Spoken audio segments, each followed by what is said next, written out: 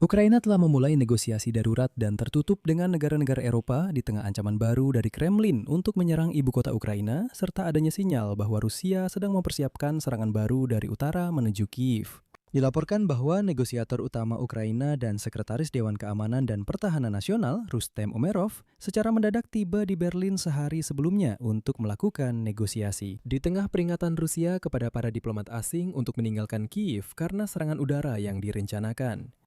Pada saat yang sama, Belarus menuduh Ukraina secara rutin menerbangkan drone Ukraina ke wilayah mereka. Kabarnya, hanya dalam seminggu terakhir lebih dari 100 drone telah memasuki wilayah Belarus. Dan para ahli sedang menyebut ini sebagai upaya mencari alasan untuk melakukan agresi atau meningkatkan konsentrasi pasukan di perbatasan. Hal yang sama juga terkait dengan percakapan telepon baru-baru ini antara Presiden Prancis Emmanuel Macron dengan diktator Belarus Alexander Putin. Namun, apakah benar-benar ada ancaman nyata serangan ke Kiev dari Belarus? Dan untuk apa sebenarnya Ukraina dan Eropa mengadakan perundingan tertutup secara mendesak? Inilah pertanyaan-pertanyaan yang akan kami jawab dalam episode ini. Nama saya Alexei Peci. Mari kita bahas topik ini bersama-sama. Tapi sebelum kita mulai, saya minta kalian untuk subscribe ke channel ini, like video ini, tulis komentar apa saja di bawah video ini, dan juga follow channel Telegram saya, Peci News. Linknya ada di deskripsi video ini. Dan teman-teman, jika di akhir video kalian merasa bahwa video ini menarik dan bermanfaat, saya akan sangat berterima kasih atas dukungan kalian untuk channel YouTube ini melalui donasi apapun, lewat link dan informasi yang ada di deskripsi video ini, atau melalui kode QR yang ada di layar kalian. Jadi, baru-baru ini Media Politico mengungkapkan sebuah bocoran. Negosiator utama dari Ukraina, Rustem Umerov, pergi ke Eropa untuk bertemu dengan para penasihat keamanan nasional dari kelompok E3. Itu adalah Jerman, Prancis, dan Inggris Raya. Menariknya, juru bicara Kanselir Jerman, Friedrich Merz, menolak berkomentar dengan alasan pertemuan tersebut bersifat rahasia. Kedutaan Besar Ukraina di Berlin juga menolak berkomentar. Umerov, yang merupakan Sekretaris Dewan Keamanan dan Pertahanan Nasional Ukraina, ternyata berada di Brussel pada hari Senin untuk melakukan pembicaraan dengan pejabat tinggi Komisi Eropa mengenai kerjasama di bidang industri pertahanan. Dan dia terbang ke Berlin pada Selasa pagi. Seperti yang ditulis oleh media tersebut, interaksi diplomatik terjadi pada saat yang krusial setelah Rusia melakukan serangan besar-besaran ke Kiev pada akhir pekan dan mengancam akan melakukan serangan lanjutan yang berurutan dan sistematis. Kementerian Luar Negeri Rusia, saya ingatkan, telah mendesak para diplomat dan warga negara asing untuk meninggalkan Kiev secepat mungkin.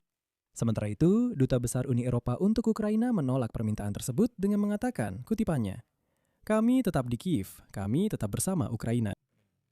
Ngomong-ngomong, saya sudah membahasnya lebih detail di episode sebelumnya tentang topik ini.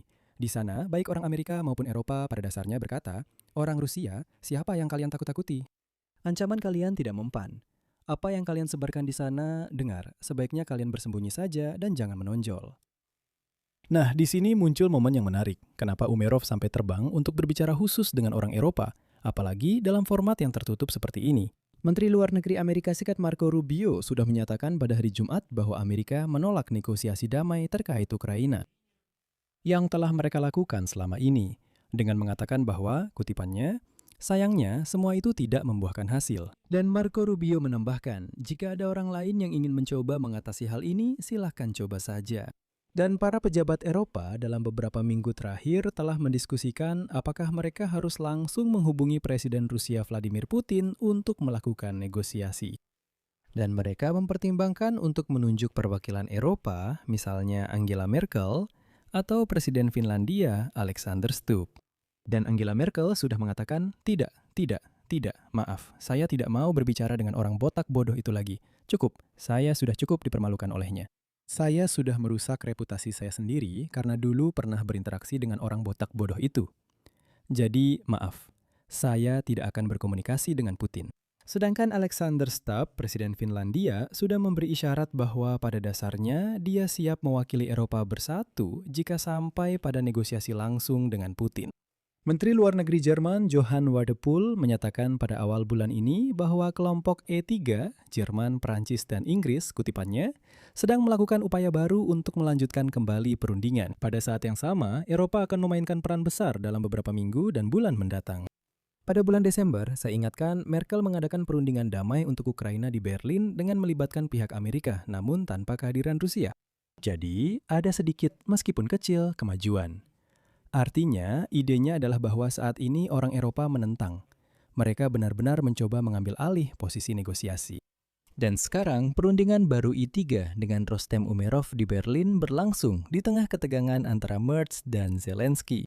Setelah Kanselir Jerman mengeluarkan surat terbuka yang menawarkan keanggotaan asosiasi terbatas untuk Ukraina di Uni Eropa, sebelum kemungkinan menjadi anggota penuh UE di tahap selanjutnya.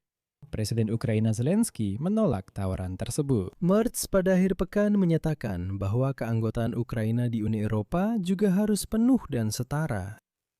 Merz tidak berhenti sampai di situ. Saya ingatkan, sebelumnya dia mengusulkan bahwa keanggotaan asosiasi di Uni Eropa ini bisa diberikan kepada Ukraina sebagai bentuk kompromi, yang memungkinkan Zelensky mendapatkan dukungan masyarakat Ukraina untuk kompromi lainnya. Kompromi atas wilayah yang diduduki Rusia sebagai bagian dari penyelesaian damai. Jadi, ide Merz adalah agar Zelensky mengatakan kepada rakyat Ukraina, "Lihat, saya berhasil mendapatkan keanggotaan asosiasi di Uni Eropa. Jadi, mari kita serahkan sebagian wilayah Donbas dan akhiri saja perang ini." Tapi tentang apa sebenarnya yang sedang dibicarakan oleh Merz dalam perundingan tertutup di Berlin, itu yang menarik. Karena dalam beberapa hari terakhir, di tengah ancaman baru dari Rusia untuk menyerang Kiev, di pihak Zelensky semakin banyak yang membicarakan tentang persiapan Vladimir Putin untuk melakukan serangan ke Kiev. Selain itu, belum lama ini, Alexander Lukashenko berbicara melalui telepon dengan Presiden Prancis Emmanuel Macron. Dan percakapan tersebut, seperti yang diklaim, berlangsung atas inisiatif pihak Prancis. Dan yang penting, Macron menekankan risiko bagi Belarus yang terkait dengan kemungkinan terlibat dalam perang agresif Rusia melawan Ukraina. Jadi, pada dasarnya orang Prancis memperingatkan Lukashenko bahwa, dengar, sebaiknya kamu jangan ikut terlibat dalam perang ini. Tapi, mari kita bicara jujur. Apakah Belarus benar-benar siap terlibat dalam perang, apalagi menyerang Kiev? Ini penting. Hari ini, Sekretaris Negara Dewan Keamanan Belarus Alexander Volfovich menyatakan bahwa drone Ukraina secara rutin memasuki wilayah Belarus. Menurutnya, hanya dalam 1 minggu terakhir terjadi 116 insiden seperti itu. Diduga 116 drone dari wilayah Ukraina telah memasuki Belarus. Menanggapi hal itu, Dinas Penjaga Perbatasan Ukraina menyatakan, kutipannya, betapa besar usaha yang harus dilakukan untuk menahan diri agar tetap diam tentang provokasi besar-besaran seperti itu dari warga Ukraina. Ini benar-benar absurd. Setuju kan? Ini aneh. Kalau dia bilang ada 116 drone yang masuk, lalu kenapa sebelumnya dia diam saja? Dan dalam kaitan ini, saya hanya ingin secara singkat menyampaikan analisis terbaru dari Konstantin Mashevets mengenai Belarus. Karena selama bertahun-tahun dia selalu memberikan informasi yang paling akurat, jadi analisisnya memang sangat mendalam. Dan kalau disingkat, situasinya seperti ini. Saat ini di perbatasan sedang tenang. Tidak ada kelompok penyerang dari pihak Belarus. Belarus hanya menjaga perbatasan dengan 35.000 orang. Ya, Belarus dan Rusia telah membentuk kelompok gabungan. Semua rencana dan skema pengerahan sudah lama disusun dan siap.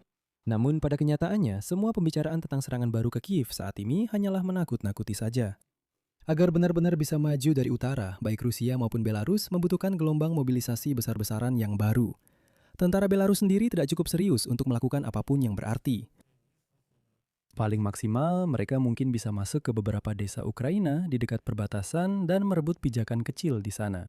Tentu saja, bagi Kremlin, keterlibatan Belarus dalam perang akan menjadi hadiah. Karena bagaimanapun juga, hal itu akan memaksa Ukraina untuk menggerakkan cadangan dan meninjau kembali pertahanannya. Tapi di sini ada masalah besar dengan logistik. Selama bertahun-tahun perang skala penuh, mari kita jujur, Rusia telah mengambil hampir semua peralatan dan amunisi dari Belarus. Benar-benar, bukankah sudah banyak laporan tentang bagaimana mereka mengangkut semuanya dari sana? Jadi pada akhirnya tidak ada makna strategis bagi Belarus untuk melakukan serangan sendiri ke Kiev. Kremlin sekarang hanya menggunakan isu ini untuk menekan mental orang Ukraina dan mencoba mengalihkan cadangan kita. Tanpa mobilisasi besar-besaran di kedua negara, serangan nyata dari utara, seperti kata Mashevets, tidak akan terjadi. Di sini saya akan berhenti sejenak. Pendapat dan kesimpulan Anda silakan tulis di kolom komentar di bawah episode ini. Jangan lupa subscribe channel YouTube ini, beri like, dan tekan lonceng agar tidak ketinggalan episode terbaru. Jika Anda ingin mendukung channel YouTube ini, Anda bisa memberikan donasi melalui tautan dan informasi rekening yang ada di deskripsi video ini. Dan jangan lupa cek deskripsi, saya punya sedikit kejutan untuk kalian. Terutama bagian ingin belajar bahasa asing. Itu saja dari saya, jaga diri kalian, sampai jumpa.